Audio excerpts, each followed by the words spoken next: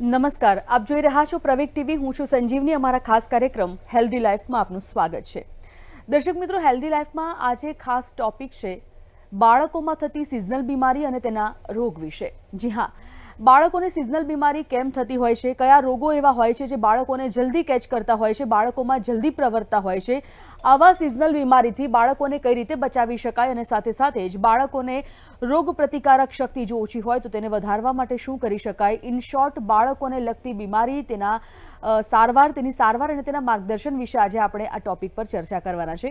એક ખાસ સૂચના, જો તમે આ પ્રોગ્રામ જોઈ રહ્યા છો અને તમે આ પ્રોગ્રામમાં ડાયરેક્ટ ડૉક્ટર સાથે કનેક્ટ થવા માંગો છો, તમારી કોઈ સમસ્યા છે તે પૂછવા માંગો છો ઓનલાઈન અત્યારે, તો અમારી આ સ્ક્રીન પર એક નંબર પણ ફ્લેશ થશે થોડી વારમાં. એ નંબર પર તમે ફોન કરી શકો છો અને તમારા બાળકને લગતી કોઈ સમસ્યા હોય તો તમે પણ અત્યારે સીધા ડાયરેક્ટ ડૉક્ટર સાથે કનેક્ટ કરી શકો છો, પોતાની સમસ્યાનું સમાધાન પણ લાવી શકો છો. તો ચલો આ કાર્યક્રમની શરૂઆત કરીએ. આ માટે આપણી સાથે સ્ટુડિયોમાં ઉપસ્થિત છે ડૉક્ટર સ્નેહલબેન પટેલ, કે જેઓ પીડિયાટ્રિશિયન છે. સ્વાગત તેઓનું કરીએ. મેમ, સ્વાગત આપનું. નમસ્તે મેમ. જે રીતે અત્યારે આજનો ટોપિક છે, ખાસ કરીને સિઝનલ બીમારી વિશે આપણે ઘણી બધી વાતો કરતા હોય છે, પણ જેમ સિઝનલ રોગ, સિઝનલ બીમારી હોય છે, બાળકોને જલ્દી અસર કરતી હોય છે, બાળકોમાં જલ્દી એ બીમારી પ્રવર્તી હોય છે. સૌથી પહેલાં તો એ સમજવું છે કે સિઝનલ રોગો કયા કયા હોય છે અને ખાસ કરીને બાળકોમાં કયા રોગ વધારે જોવા મળતા હોય છે. બરાબર. સિઝનલ રોગો એટલે કે વાતાવરણમાં ચેન્જીસ થવાના કારણે જે રોગ જોવા મળે અને એને સિઝનલ રોગ કહી શકાય. અને એ બાળકોમાં એટલા માટે વધારે પ્રવર્તતા હોય કે જ્યારે પણ સિઝન ચેન્જ થાય ત્યારે અમુક ટાઈપના વાયરસીસ એન્ડ બેક્ટેરિયાનો ઉપદ્રવ વાતાવરણમાં વધી જતો હોય છે અને જેના કારણે બાળકોને ઇન્ફેક્શન લાગવાનું રિસ્ક વધી જતું હોય છે. બાળકોમાં જે રેઝિસ્ટન્સ પાવર કહીએ, જે ઇમ્યુનિટી કહીએ, એ ઇમેચ્યોર હોય છે. એ ઇમેચ્યોર ઇમ્યુનિટીના કારણે એમને સિઝનલ ઇન્ફેક્શન થવાના ચાન્સીસ વધારે જોવા મળતા હોય છે.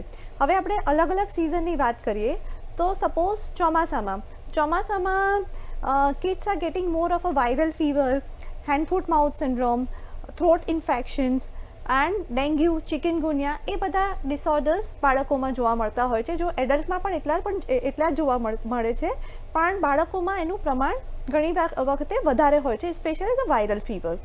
સેકન્ડલી આપણે વાત કરીએ શિયાળાની, તો શિયાળાની ઋતુમાં અસ્થમાના જે દર્દીઓ હોય ને, અસ્થમાના જે બાળ અસ્થમાવાળા કેસીસ હોય, એ બધામાં એમનો ઇમ્પલ્સિવિટી વધતી જતી હોય છે ને એના અસ્થમાનો અટેક જોવા મળતો હોય છે.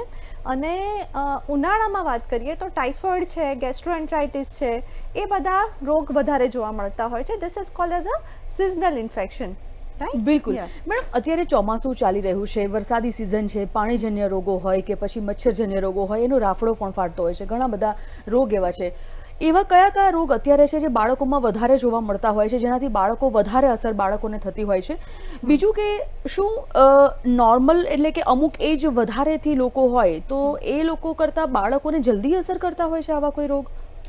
જો તમારા પહેલા ક્વેશ્ચનનો આન્સર આપું તો યસ, ચોમાસામાં જે જોવા મળે છે બાળકોને લગતી બીમારીઓ, તો ચોમાસામાં મચ્છરજન્ય રોગોમાં ડેન્ગ્યુ, ચિકનગુનિયા અને મલેરિયા, આ 3 રોગ સૌથી વધારે જોવા મળે છે.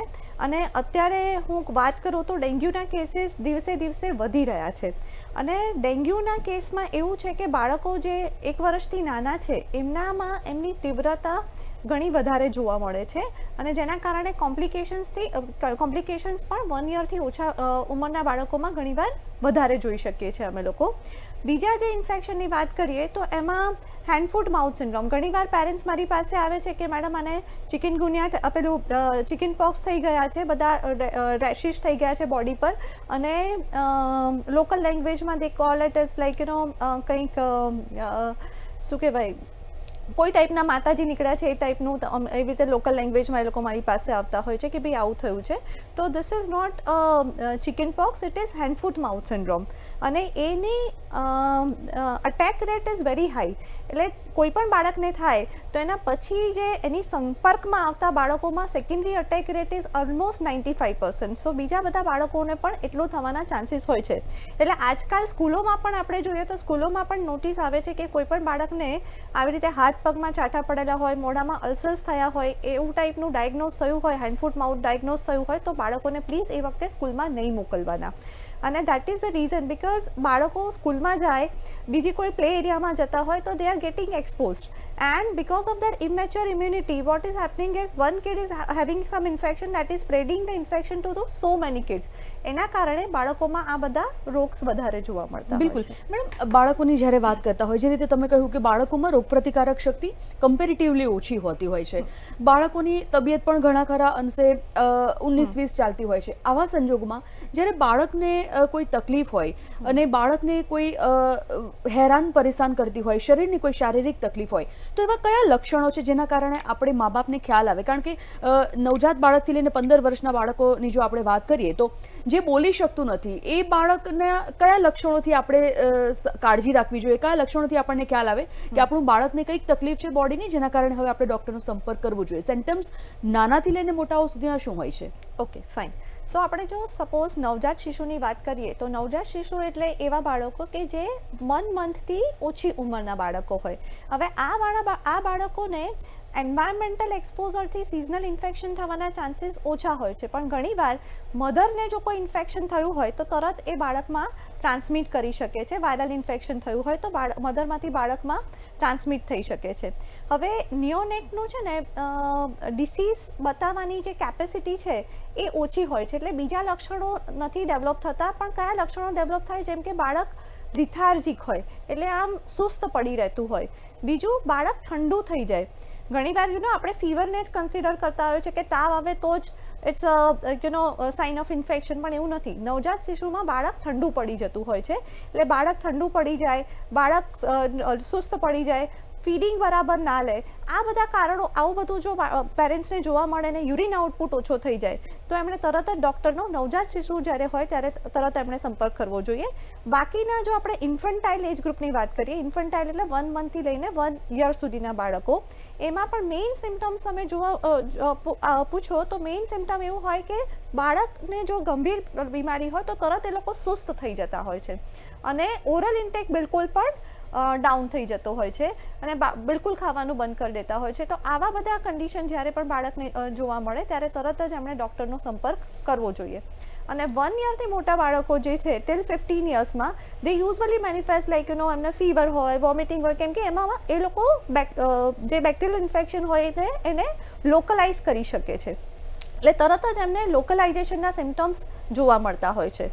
So this is about symptomatology of the kids. બિલકુલ મેડમ, આપણે વાત કરી કે નવજાત બાળક હોય જે ફીડ કરતું હોય તે વખતે બોલી ના શકે, પણ જો એના રોજિંદી લાઈફમાં, રોજિંદી પદ્ધતિમાં કોઈ ફેરફાર આવે કે ફીડિંગ બંધ કરી દેવું અચાનક, તો આપણે કદાચ એ શંકાને સ્થાન રાખીને ડૉક્ટરનો સંપર્ક કરી શકીએ. હવે આવા કોઈ સંજોગોમાં બાળક સ્વસ્થ છે, ફીડિંગ કરતું બાળક છે, બાળક સ્વસ્થ છે, પણ ઇન બિટવીન જ્યારે માતાને કોઈ દવા ચાલતી હોય, માતા બીમાર થાય તો બટ ઓબ્વિયસ ફીડિંગ કરતું હોય એટલે એની અસર કદાચ બાળકને થાય, તો આવા સંજોગમાં શું કરવું? ફીડિંગ કરતું બાળક હોય અને માતા બીમાર હોય તો એવા સમયમાં ફીડિંગ કરાવવું જોઈએ કે નહીં? યસ. સો આ ઘણા બધા પેરેન્ટ્સનો પણ ક્વેશ્ચન હોય છે અને ઘણીવાર તો પેરેન્ટ્સ, મધર બંધ કરી દેતી હોય છે ફીડિંગ, દેટ થિંકિંગ દેટ કે ભાઈ મને ઇન્ફેક્શન થયું છે તો મારું ઇન્ફેક્શન બાળકને સ્પ્રેડ ના થાય. પણ આઈડિયલ વસ્તુ શું છે કે you have to continue with the feeding, right? Mostly જે ઇન્ફેક્શન હોય, સપોઝ તમને વાયરલ ઇન્ફેક્શન થયું છે તો that would be transmitted through the respiratory track, એટલે તમારા શ્વાસોશ્વાસ કે એનાથી ટ્રાન્સમિટ થવાનું છે. તો તમારે હેન્ડ હાઇજીનનું ધ્યાન રાખવાનું છે, માસ્ક પહેરીને રાખવાનો છે અને બાળકને ફીડિંગ કન્ટિન્યુ રાખવાનું છે. બિકોઝ તમે જ્યારે તમને ઇન્ફેક્શન થયું હોય એટલે તમારી બોડીમાં એ વાયરસ કે બેક્ટેરિયાના સામે એન્ટીબોડીઝ પ્રોડ્યુસ થતા હોય છે અને તમે ફીડિંગ આપીને નેચરલી બાળકને એન્ટીબોડીઝ ટ્રાન્સમિટ કરી રહ્યા છો, તો એ જે તમે ફીડિંગ આપો છો એ બાળકને ઇન્ફેક્શન થતું અટકાવે છે. So please continue feeding whenever you are ill, there is no contraindication of a feeding. બિલકુલ મેડમ, અત્યારે આપણે થોડી વાર પહેલાં ડેન્ગ્યુ, ચિકનગુનિયા, મેલેરિયા વગેરે વગેરેની વાતો કરી, જે તમે કહ્યું કે સિઝનલ બીમારી પણ છે ને બાળકોમાં પણ જોવા મળતી હોય છે. બાળકોની જ્યારે વાત આવે એટલે નાની તકલીફ હોય એટલે મા બાપ પણ ટેન્શનમાં આવી જતા હોય છે, હોસ્પિટલ લઈ જવાનું વાત હોય એટલે બાળક પોતે પણ એટલું રેડી નથી હોતી, દવાખાનાના નામથી જ બાળકને પણ ચિંતા, ગંભીરતા આવી જતી હોય છે. આવા સંજોગોમાં સારવાર કેવા પ્રકારની બાળકોને આપવામાં આવે છે? મોટાઓની સારવાર અને નાના બાળકોની સારવારમાં કોઈ તફાવત ખરો? યસ, એટલે આમ જોવા જઈએ તો એન્ટી મલેરિયલ ડ્રગ્સની વાત કરીએ કે બીજા વાયરલ ઇન્ફેક્શનની, anti malarial drugs are almost same, પણ ડોઝેસ બધા બાળકોના અલગ અલગ હોય ને વજન પ્રમાણે જોવા મળે. વજન પ્રમાણે આપણે બાળકોને દવા આપતા હોઈએ. પણ સપોઝ બાળકને ડેન્ગ્યુ થયો છે કે બીજા કોઈ પણ ટાઈપનું વાયરલ ઇન્ફેક્શન થયું છે, સો આ બધા ઇન્ફેક્શનમાં એવું હોય કે બાળક જે છે ને એનું ઓરલ ઇન્ટેક ઘણો ઓછો થઈ જાય, એટલે ફ્લૂઇડ બિલકુલ ના લે, અને ફ્લૂઇડ ના લે એટલે એના કારણે એને બોડીમાં વાયરેમિયા વધ્યા કરે. સો એવા બાળકોમાં અમે લોકો પ્રેફર કરીએ કે ઘરે પેરેન્ટ્સ જેટલું પણ એમને ફ્લૂઇડ આપી શકે, જેટલું પણ પ્રવાહી આપી શકે, બીજું કશું ના ખાય તો કંઈ વાંધો નથી. Mother should continue with the breast feeding. બીજું ફ્લૂઇડ આપો તમે, પાણી, કોકોનટ વોટર છે, બીજા બધા જ્યુસીસ કન્ટિન્યુ રાખો. અગેન હા, ઘણીવાર પેરેન્ટ્સ મને એવું પૂછતા હોય છે કે ભાઈ બાળકને શરદી થઈ ગઈ છે તો એને સાઇટ્રસ ફ્રૂટ જ્યુસીસ આપી શકાય કે નહીં આપી શકાય. Please continue with the citrus fruit juices. એમાં કોઈ જ વાંધો નથી. એટલે મોસંબીની રસ ને એ બધું તમે બાળકને આપી શકો છો. અને આ બધાના ટ્રીટમેન્ટમાં ડિટેલમાં વાત કરીએ તો અલગ અલગ, સપોઝ ડેન્ગ્યુમાં ટ્રીટમેન્ટમાં એવું છે, ઘણીવાર પેરેન્ટ્સ આવે છે કે બાળકને તાવ છે, અમે રિપોર્ટ કરાવીએ છીએ, ડેન્ગ્યુનો રિપોર્ટ પોઝિટિવ આવે છે, અને જ્યારે અમે લોકો કાઉન્ટ્સ જોઈને કહીએ અને બાળકની કન્ડિશન જોઈને કહીએ કે ભાઈ બાળકને એડમિટ કરવાની જરૂર હોય છે, ત્યારે પેરેન્ટ્સ પણ ગભરાયેલા હોય છે, અને બાળક માટે પણ એવું હોય છે કે બાળક રહેશે કે નહીં રહે હોસ્પિટલમાં, અને શું પરિસ્થિતિ થશે. પણ એ વખત અને એ લોકો એમને એડવાઇસ કરતા હોય છે કે મેડમ તમે અમને કોઈક દવા લખી આપો. ડેન્ગ્યુ માટે દવા બીજું કોઈ જ નથી, ખાલી સિમ્પલ પેરાસિટામોલ કરીને જે આપણી દવા આપે છે એ જ આપવાની હોય છે, પણ ફ્લૂઇડનું ધ્યાન રાખવાનું હોય છે. બિકોઝ ડેન્ગ્યુમાં શું થાય કે ડેન્ગ્યુમાં શરૂઆતમાં 2-3 દિવસમાં બહુ જ હાઈ ગ્રેડ ફીવર હોય, અને એના પછી શું થાય કે આ જે બ્લડ વેસલ્સ હોય એ બ્લડ વેસલ્સ બધી લીકી થતી હોય છે, અને બ્લડ વેસલ્સ લીકી થવાના કારણે બધું પ્લાઝમા બ્લડ વેસલ્સની બહાર નીકળી જાય, એટલે બ્લડ પ્રેશર ઓછું થાય. અને બ્લડ પ્રેશર ઓછું થાય એટલે જેના કારણે વાઇટલ ઓર્ગન્સ છે, લીવર છે, કિડની છે, એ બધામાં બરાબર બ્લડ ના પહોંચે, અને એના કારણે એની ડ્રેડેડ ઇફેક્ટ જોવા મળે. એટલે આપણો મેઇન એમ શું છે કે આપણો મેઇન એવું છે કે આપણે ગમે તેમ કરીને ફ્લૂઇડ એટલું બેલેન્સ રાખવાનું કે જેના કારણે બાળકનું બ્લડ પ્રેશર મેન્ટેન રહે. અને એ બ્લડ પ્રેશર મેન્ટેન રહેશે તો જે WBC કાઉન્ટ અને પ્લેટલેટ કાઉન્ટ જે ફોલ થવાનું નદીર છે એ એટલું રીચ નહીં થાય. એ થોડા ફોલ થશે પણ ધીરે ધીરે એની જાતે જ ઇમ્પ્રુવમેન્ટમાં આવી જશે. આની સાથે ડેન્ગ્યુના પેશન્ટ્સમાં ઘણીવાર પેરેન્ટ્સ મને એવું પણ પૂછતા હોય છે કે પપૈયાના પાનનો રસ આપવાનો અને એનાથી શું ફાયદો થાય. તો આઈ વુડ ટેલ ધેટ કે કોઈ પણ પપૈયાના પાનના રસથી બાળકને કોઈ જ ફાયદો થવાનો નથી. ઇનફેક્ટ એ પપૈયાના પાનના રસના કારણે બાળકને ગેસ્ટ્રાઇટિસ થાય અને એને વોમિટિંગ ને એ બધા સિમ્ટમ્સ થતા હોય છે. તો આઈ વુડ એડવાઇસ કે જેટલું બને એટલું તમે પ્રવાહી આપો, અને જો ડૉક્ટર તમને કહે કે ભાઈ બાળકને એડમિશન કરવા જેવી કન્ડિશન છે તો પ્લીઝ બાળકને એડમિટ કરો. બિલકુલ. સિઝનલ ફ્લૂની જ્યારે વાત થતી હોય તો શું એવી કોઈ રસી માર્કેટમાં અવેલેબલ છે ખરી જે બાળકોને અત્યારે સિઝનલ ફ્લૂમાં આપી શકાય, અને જો હા તો એ કઈ છે અને કઈ ઉંમરના બાળકોને આપી શકાય? સો સિઝનલ ઇન્ફેક્શન માટે બેઝિકલી ઇન્ફ્લુએન્ઝા વાયરસ છે, એ ઇન્ફ્લુએન્ઝા વાયરસના સામે રસી બનાવવામાં આવી છે. અને ઇન્ફ્લુએન્ઝા વાયરસના અલગ અલગ સબટાઇપ્સ હોય છે, એ પોતાનું બહારનું કવર એવરી યર ચેન્જ કરે છે.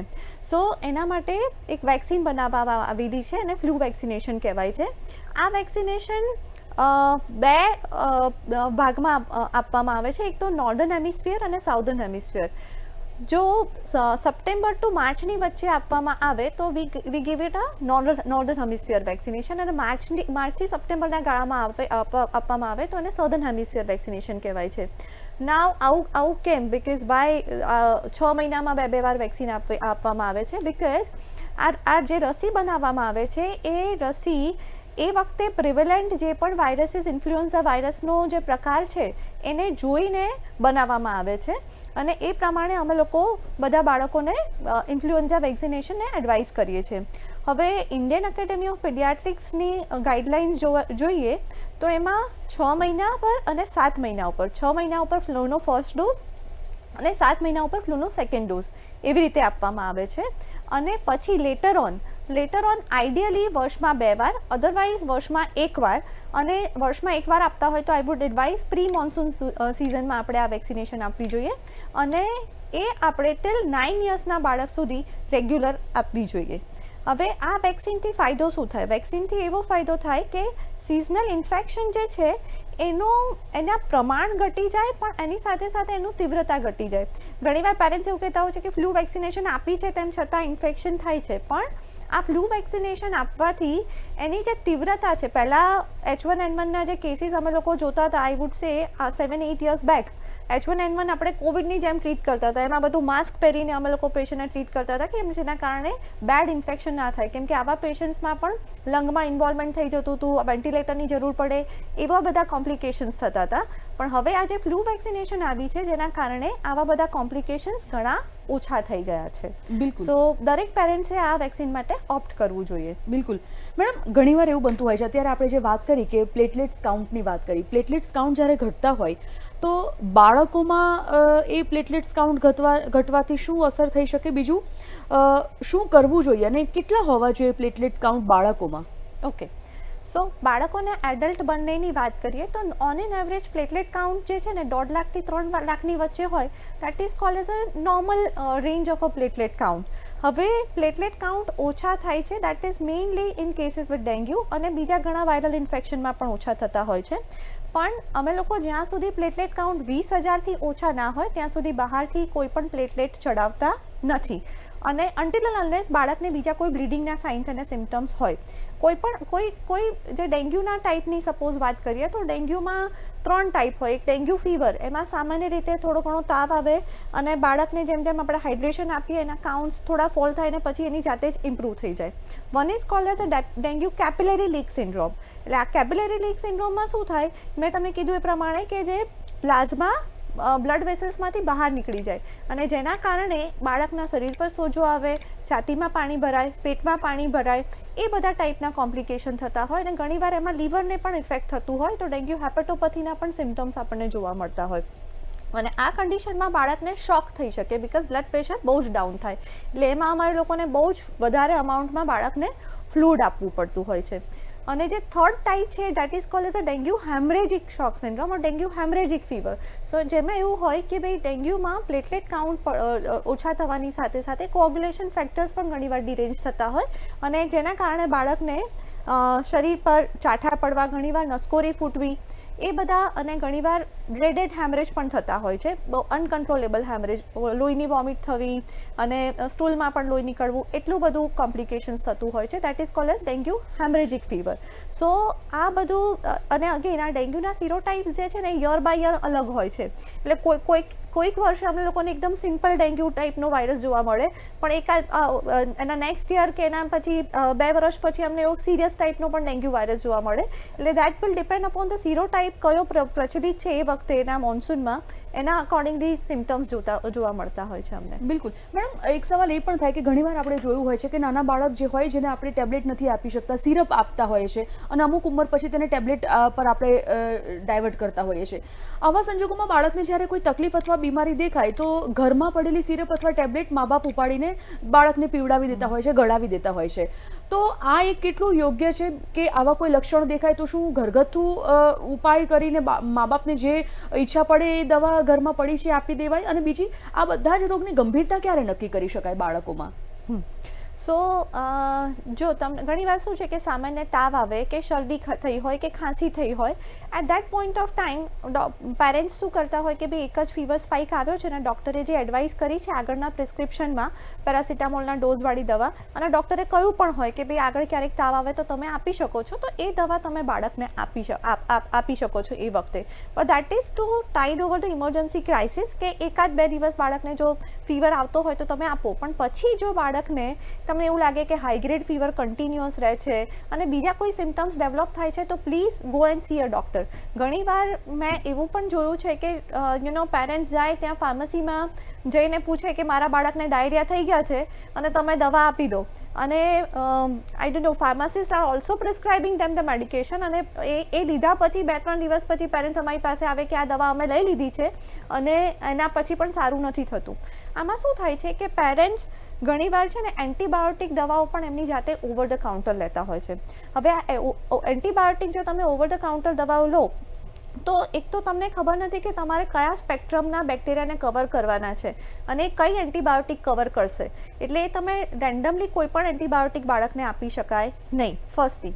સેકન્ડ થિંગ, વાયરલ ઇન્ફેક્શન્સ હોય એમાં જેમાં એન્ટીબાયોટિકની જરૂરત જ નથી, તો એમાં એન્ટીબાયોટિક બાળકને વધારે હાર્મ કરે. તો you should not give all this over the counter medications to the kid. પેરેન્ટ્સને મારી એટલી રિક્વેસ્ટ છે કે તમે ખાલી પેરાસિટામોલ જેવી દવા છે કે સપોઝ શરદી થઈ હોય તો સિમ્પલ ડિકન્જેસ્ટન્ટ દવા જે તમને ડૉક્ટર પ્રિસ્ક્રાઇબ કર્યું હોય એના સિવાયની કોઈ પણ મેડિકેશન્સ તમે જાતે ના આપો. ઘણીવાર ખાંસીમાં પણ પેરેન્ટ્સ 4-5 દિવસ એમની જાતે જ મેડિકેશન્સ આપતા હોય, પણ then they would be giving totally all together different medication, because ખાંસીના પણ ટાઈપ અલગ હોય. અમુક ખાંસીમાં અમને લોકોને કફ સપ્રેસ કરવા માટે દવા આપવાની જરૂર પડતી હોય, અમુક ખાંસીમાં અમને લોકોને કફ ઇન્ડ્યુસ કરવા માટે મેડિકેશન આપવાની જરૂર પડતી હોય. સો એ પ્રમાણે આઈ વુડ એડવાઇઝ કે please C a doctor.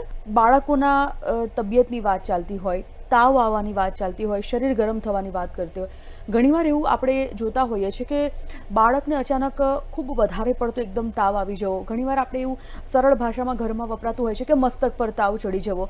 High fever જ્યારે હોય ત્યારે ઘણા બાળકોને આપણે ખેંચ આવવાની તકલીફમાં પણ મુકાતા જોયા છે. તો એવા સંજોગોમાં બેઝિક શું કરી શકાય? ઓકે સર, જે તમે કહો છો ને એને અમારી ભાષામાં ફેબ્રાઇલ સીઝર કહેવાય. નોર્મલી આપણે તાવની પેટર્ન જોઈએ ને બાળકોમાં તો મેઇનલી પેરેન્ટ્સની કમ્પ્લેન કેવી હોય કે માથું એનું બહુ જ ગરમ થઈ જાય છે. પણ માથું છે ને એ નોર્મલી છે ને બાળકોમાં સેરિબ્રલ સર્ક્યુલેશન બહુ જ વધારે હોય, એટલે નોર્મલી પણ તમે બાળકનું જ્યારે ટેમ્પરેચર જોશો તો બીજા બધા બોડી પાર્ટ કરતાં માથાનું ટેમ્પરેચર હંમેશા વધારે હશે. તો પેરેન્ટ્સને જસ્ટ ખાલી કહેવાનું છે કે માથું ગરમ થઈ જાય એના માટે ટેન્શન નથી કરવાનું, પણ જ્યારે કોર બોડી ગરમ હોય ને એની સાથે સાથે માથું તમને વધારે ગરમ લાગે અને જો ફીવર 100+ થતો હોય તો તરત જ તમારે પેરાસિટામોલની દવા આપવાની અને બાળકને પોતા મૂકવાના ચાલુ કરી દેવાના. હવે ઘણા બાળકો જે 6 મહિનાથી 3 વર્ષની ઉંમરના કે ઘણીવાર 5 વર્ષની ઉંમરના બાળકો હોય કે જેમાં રેપિડલી જ્યારે ટેમ્પરેચર વધે 99, 100થી 102, 104 સુધી પહોંચી જતો હોય છે, એ વખતે જે ટેમ્પરેચર મેનેજમેન્ટ કરે એ સેન્ટર મગજમાં એ ઇમેચ્યોર હોવાના કારણે બાળકના ઘણીવાર ખેંચ આવી જતી હોય છે. હવે આ ખેંચને અમે લોકોએ સાદી ખેંચ પણ કહીએ છીએ, તાવની સાથે આવતી ખેંચ પણ કહીએ છીએ. પણ આવી કન્ડિશનમાં પેરેન્ટ્સે ગભરાઈ નહીં જવાનું સૌથી પહેલાં. બીજું, તાવને મેં તમને કીધું એ પ્રમાણે રાઇગ્રેસલી કંટ્રોલ કરવાનું. ત્રીજું, ઘણીવાર બાળક આવું ખેંચ આવે એટલે છે ને પેરેન્ટ્સ શું કરે કે આમ પોતાની આંગળીઓ બાળકના મોઢામાં મૂકે અને એવું બધું કરતા હોય because two prevent the biting and all. તો એવું પણ બિલકુલ કરવાની જરૂર નથી. You just have to turn the baby towards one side and paracetamol આપ્યા પછી તમે તરત જ બાળકને ઇમિડિયેટ નજીકમાં જે પણ હોસ્પિટલ હોય ત્યાં તમારે શિફ્ટ કરવા જોઈએ. હવે આજે ફેબ્રાઇલ સીઝરવાળા બાળકો છે, જો પહેલી વાર આવી ખેંચ આવી હોય તો ડૉક્ટર એમની રીતે તપાસ કરતા હોય છે કે ભાઈ આ કેસમાં તમારે EEGનો રિપોર્ટ અથવા તો MRIનો રિપોર્ટ એડવાઇઝેબલ છે કે નથી. અને એવો કોઈ રિપોર્ટની જરૂર ના હોય ને તમને ડૉક્ટર લેબલ કરીને આપે કે હા બીજા કોઈ ટાઈપની ખેંચ નથી, આ ખાલી ફીવર સાથે આવતી ખેંચ છે, તો ભવિષ્યમાં સપોઝ 6 મહિના ઉપર આને પહેલી વાર ખેંચ આવી તો ભવિષ્યમાં પણ ફરીથી આવા ખેંચ આવવાના ચાન્સીસ થતા હોય છે. તો આ બાળકને તમારે જ્યારે પણ તાવ આવે ત્યારે એને પ્રોપરલી ફીવરને કંટ્રોલ કરવાનો છે. બીજું, તમને એક ડૉક્ટર જે દવા આપશે ફ્રીઝિયમ કરીને અથવા તો ક્લોબાઝામ કરીને એનું કન્ટેન્ટ હોય છે, એ તમારે દિવસમાં 2 વાર 3 ટાઈમ માટે આપવાની હોય છે. બાળકના વજન પ્રમાણે તમને ડોઝ ડૉક્ટર લખીને આપે એવી રીતે. અને ઇન કેસ એ બાળકોને આવી ટેન્ડન્સી હોય એટલે જેટલો લાંબો સમય ખેંચ ચાલે એટલો લાંબો સમય જે ખેંચ ચાલવાના કારણે બાળકને બ્રેઇનમાં પ્રોબ્લેમ થતો હોય છે. સો એના માટે જ્યારે ખેંચ આવે ત્યારે ડૉક્ટર એક તમને સ્પ્રે પ્રિસ્ક્રાઇબ કરીને આપે કે ભાઈ તમારે એ સ્પ્રે બંને નાકમાં નાખી દેવાનો હોય તો તરત ત્યાં ખેંચ અબોર્ટ થઈ જાય અને then you can report to a concern paediatrician. બિલકુલ મેમ, જ્યારે પણ કોઈ પણ બાળકની વાત ચાલતી હોય એટલે ખોરાક સૌથી ઇમ્પોર્ટન્ટ મહત્વ ધરાવે છે કે બાળક શું ખાય છે, શું પીવે છે, એના પર એની આખી હેલ્થનું આધાર રહેતો હોય છે. સૌથી પહેલાં તો બાળકોમાં ખાસ શું ખોરાકમાં ધ્યાન રાખવું જોઈએ. બીજું કે ઘણા બાળકોને સ્ટૂલ પાસ અનિયમિત થતું હોય છે, એ રેગ્યુલર નથી થતું હોતું, તેના કારણે પણ તેને તકલીફ વધતી હોય છે. તો અનિયમિત સ્ટૂલ પાસ થતું હોય તેનું શું રીઝન અને ખોરાકમાં શું કાળજી રાખવી જોઈએ, થોડું ટૂંકમાં સમજવું છે. સારું. અનિયમિત સ્ટૂલ પાસ થવાનું મેઇન રીઝન શું છે કે ઇમ્પ્રોપર ડાયટ ફર્સ્ટ થિંગ અને improper toilet training second thing. ડાયટમાં શું છે કે ડાયટમાં મેં જોયું તો ઘણીવાર હું બધા પેરેન્ટ્સને પૂછતી હોઉં છું તો what they are giving it's more of a carbohydrate. Biscuit ખાય છે બાળક, શીરો ખાય છે, પણ બાળક જે છે ને ફાઇબરનું કન્ટેન્ટ જે છે ને એ નથી ખાતા હોતા વધારે. ફ્રૂટ્સ છે, સેલેડ્સ છે, વેજીટેબલ્સ છે, એનું કન્ટેન્ટ, એનું પોર્શન બહુ જ ઓછું હોય છે. એ ફાઇબર ઓછું હોવાના કારણે બાળકને કોન્સ્ટિપેશન થવાના ચાન્સીસ વધારે હોય છે. તો હું પેરેન્ટ્સને એવું રિક્વેસ્ટ કરીશ કે make a rainbow food for a kid. Okay, make it more attractive, અને અલગ અલગ કલરના બધા વેજીટેબલ્સ હોય, અને proper balance diet, carbohydrate content, protein content, fat content and vegetable content, આખો જે હેલ્થ પિરામિડ છે એ બેલેન્સ ડાયટના પિરામિડ પ્રમાણે તમે બાળકને ફૂડ આપો તો જેના કારણે બાળકનો વિકાસ પણ સારો થાય, એની ઇમ્યુનિટી પણ વધે, અને એમાંથી આપણે અને બાળકનો ગ્રોથ સારો એન્શ્યોર કરી શકીએ. કોન્સ્ટિપેશન માટે બીજું જે મેં તમને રીઝન કહ્યું કે જે ઇમ્પ્રોપર ટોયલેટ ટ્રેનિંગ. ઘણીવાર છે ને કોન્સ્ટિપેશન માટે હું પેરેન્ટ્સને પૂછું કે 2 કે 3 દિવસે માંડ બાળક સ્ટૂલ પાસ કરતું હોય છે, અને ઊભા ખૂણામાં જઈને સ્ટૂલ પાસ કરતું હોય છે. So that is not the proper way. અને આના માટે છે ને આપણે પેરેન્ટ્સે ટાઈમ આપવો જોઈએ, અને જ્યારે પણ બાળક અરાઉન્ડ 1 યર પછીનું થાય ત્યારે એને પોટી સીટ પર જ બેસીને ટોયલેટ ટ્રેનિંગ આપવી જોઈએ. ઘણીવાર શું થાય છે કે ઇમ્પ્રોપર ટોયલેટ ટ્રેનિંગ હોય એટલે એના કારણે શું થાય કે જે વોટર એબ્ઝોર્પ્શન વધારે થાય, then the child will get more constipated, and then that vicious cycle will continue. એટલે એને બ્રેક કરવા માટે હું હંમેશા પેરેન્ટ્સને કહેતી હોઉં છું કે સવારે બ્રેકફાસ્ટ પછીનો ટાઈમ હાફ એન આવર એને આપો. Half an hour, let him sit over the potty tub, and then you can continue the daily routine.